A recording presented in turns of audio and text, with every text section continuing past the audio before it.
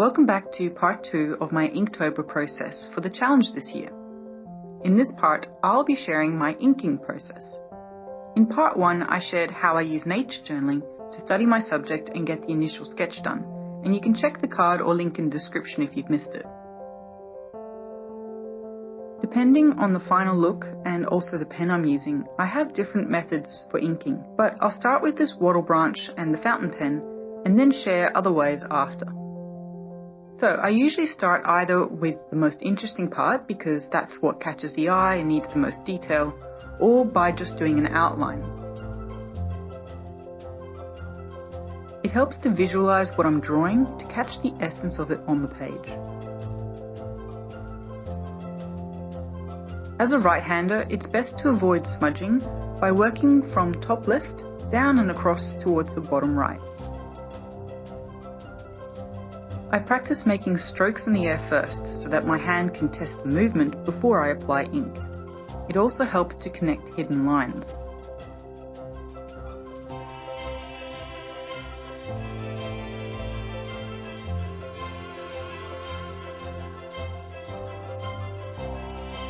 With the fountain pen, I can adjust the pressure and line width to have a bold, thick outline for the leaves, but thin, delicate strokes for the flowers and pollen. I can also vary the lines by using the tip or side of my pen, and using a brush pen really helps with this, but takes some getting used to, especially for fine lines. Working from the foreground to the background makes it easier to see the layer order and not mix up lines.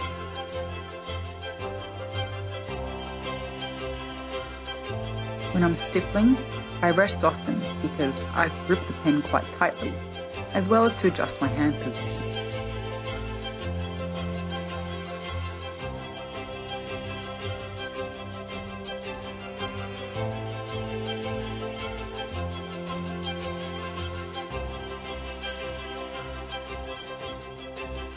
Being deliberate with each stroke and using the fewest possible to convey the general shape keeps the drawing alive.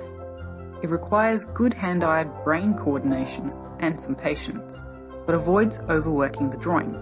Seeing as the brain is so good at filling in gaps, why not let it do the hard work? It usually makes the drawing look so much more interesting. I like to change the direction of the paper or how I hold my pen so that it's natural to draw the lines and curves fluidly, but I struggle when doing this when filming because that can mean disrupting the recording, so sometimes it's easier to just draw in an awkward position.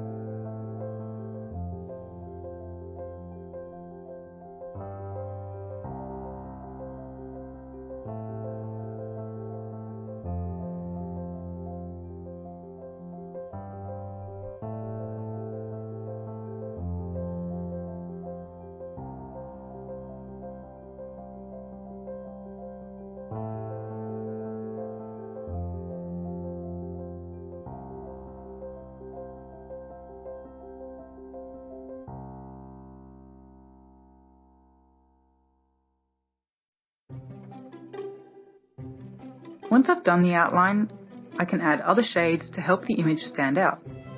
For example, I like to add grey for a different mid-tone to the background toned paper, and using white really makes highlights pop. If there are too many confusing lines, then having a black background can fix this. I like to be selective and minimal with details, since too much leads to overworking an image. The viewer gets confused when there's no clear place to direct attention.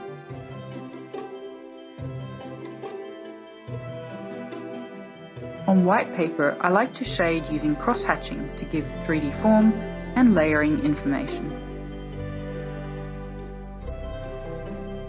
I hope you're enjoying watching and learning about my process, and if you found it valuable, please give this video a like. Let me know in the comments if you've got a favourite pen for inking with.